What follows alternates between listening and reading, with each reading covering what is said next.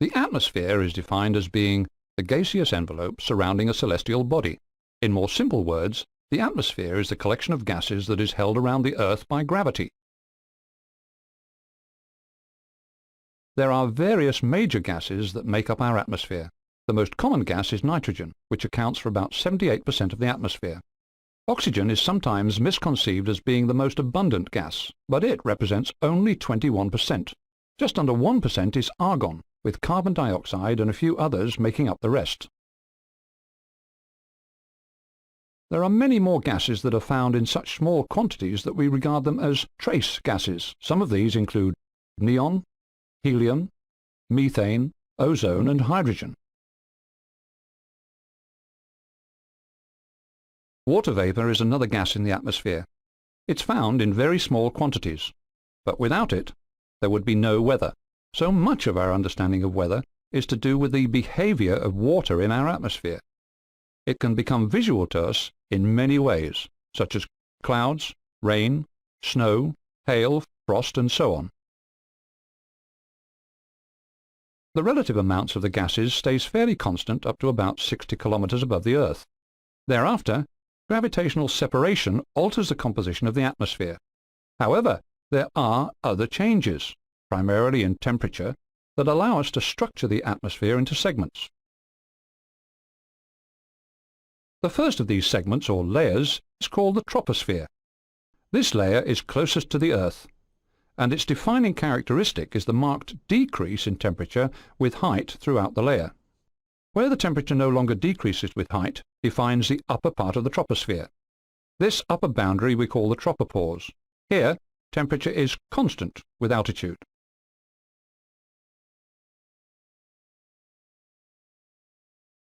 The thickness of the troposphere, and therefore the height of the tropopause, is not constant across the Earth. Over the poles, the height of the tropopause is about 8 kilometers, whereas over the equator, it's about 16 kilometers. The average height is 11 kilometers, which is found at about 45 degrees latitude. What controls the height of the tropopause is the general temperature of the troposphere. As a general rule, the colder the troposphere, the lower the tropopause, and vice versa. The extremes of this are demonstrated very well over the poles and the equator.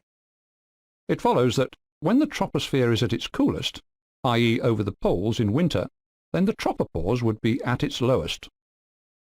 However, there are places where the tropopause folds or breaks. This is where we find a significant difference in the temperature in the troposphere, and therefore a significant tropopause altitude change. The first of these is at about 40 degrees latitude. The warm air circulating from the equator meets much cooler air circulating from mid-latitudes. This temperature difference in the troposphere causes a height change of the tropopause. The second tropopause break is at higher latitudes of about 55 degrees, where polar air meets tropical air. This happens along the polar front, which we'll talk about much later on. Again, there's enough of a temperature difference within the troposphere to cause a tropopause height change. The last of the tropopause breaks occurs at even higher latitudes, and is evident mainly in the northern hemisphere and in winter. This is where very cold Arctic air meets less cold polar air. It occurs typically at about 60 to 70 degrees latitude. The temperature difference here is also enough to cause another tropopause fold or break. If we know that temperature decreases with height, then it follows that the closer the tropopause is to the Earth, the warmer it will be. Over the poles, the tropopause temperature is about minus 50 degrees Celsius, and over the equator, it's minus 80 degrees Celsius. As we can see, at the tropopause, temperature increases with latitude. Of course, this is the opposite from what happens at the surface, where temperature decreases with latitude. Why is the tropopause so important to us? Well, the tropopause signifies the start of a marked temperature inversion. This effectively limits the vertical movement of air and clouds within our atmosphere. It's useful to know, then, that the tropopause usually signifies the limit of cloud development. However, the tropopause does tell us other things.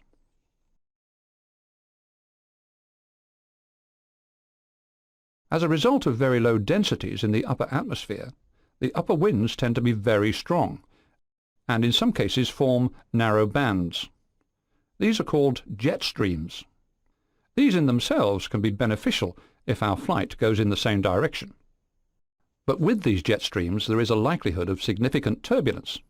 We call this clear air turbulence, or CAT. Having discussed the troposphere and its upper boundary, the tropopause, we'll now look at the next layer in the atmosphere, called the stratosphere.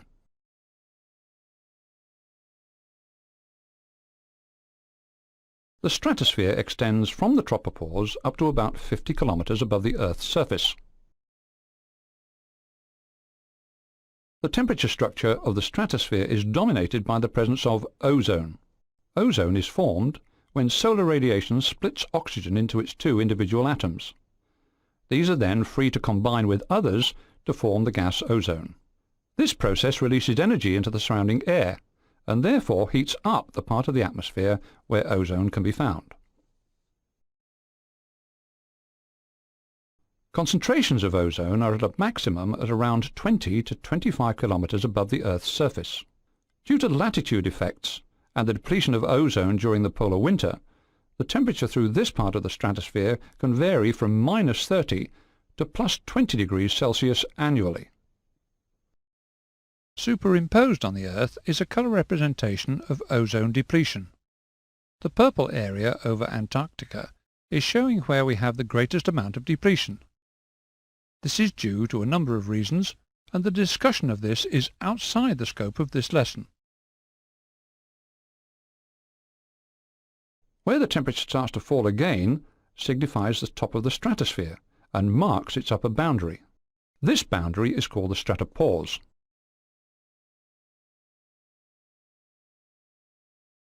Above the stratopause is a much cooler layer where the temperature continually decreases with height.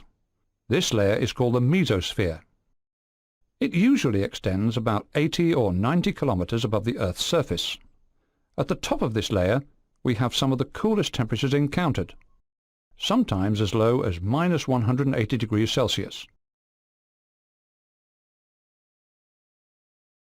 The upper boundary to the mesosphere is called the mesopause.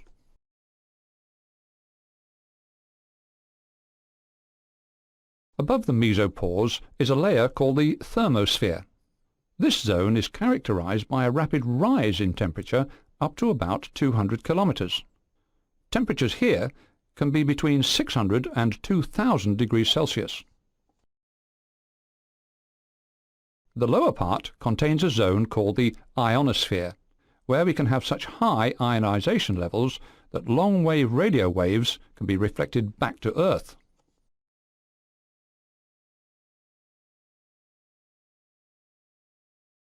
Where this reflection is at a maximum is at roughly 110, 160 and 250 kilometer levels. These are respectively called the Kennelly, Heaviside and Appleton layers.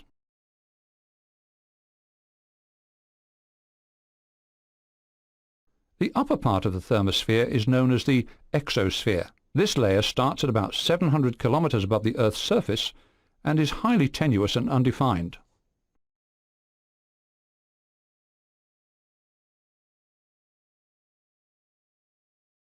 All the layers we have analysed have been defined by their unique temperature profiles. However, most of our flying and our weather is contained within the first two layers of the atmosphere, namely the troposphere and the stratosphere.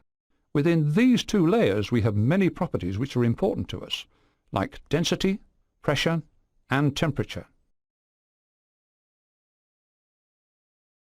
However, our atmosphere is so very variable from day to day, it's been necessary to construct a model atmosphere for help in calibration of instruments and aircraft testing.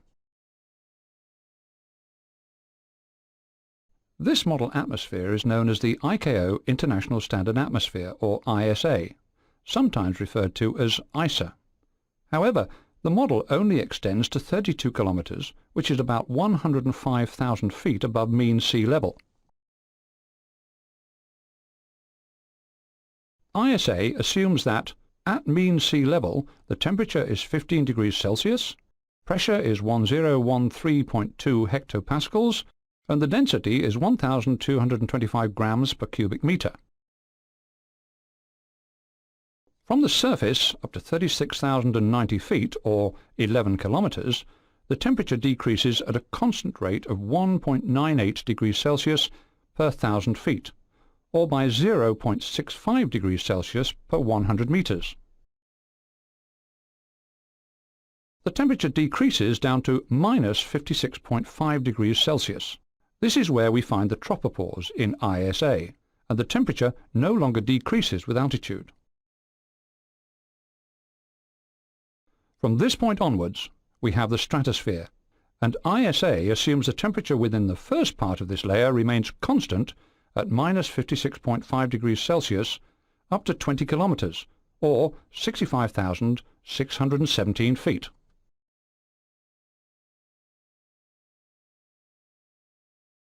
From 20 kilometres and upwards to 32 kilometres, we have a gradual increase in temperature by 0.3 degrees Celsius per 1,000 feet, or 0.1 degrees Celsius per 100 metres.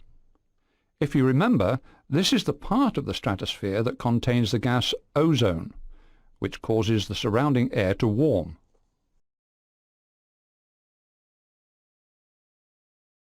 All aircraft instruments are calibrated to ISA.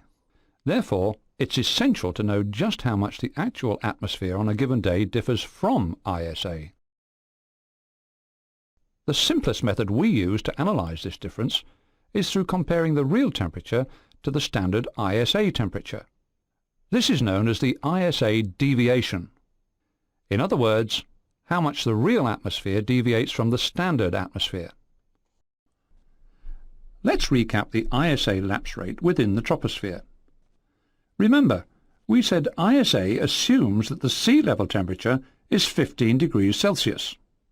The temperature then fell by 1.98 degrees Celsius per 1,000 feet. In the diagram, we can see that at an airfield 1,000 feet above sea level, the ISA temperature should be 13.02 degrees Celsius, but the actual temperature is 20 degrees Celsius, which is much hotter than the standard.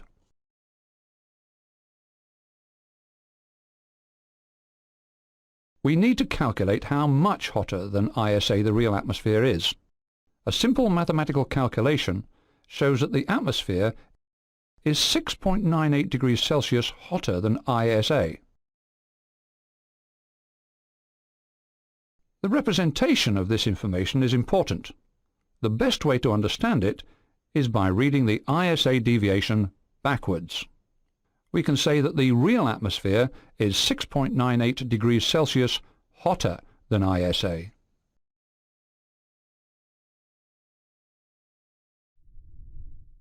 It's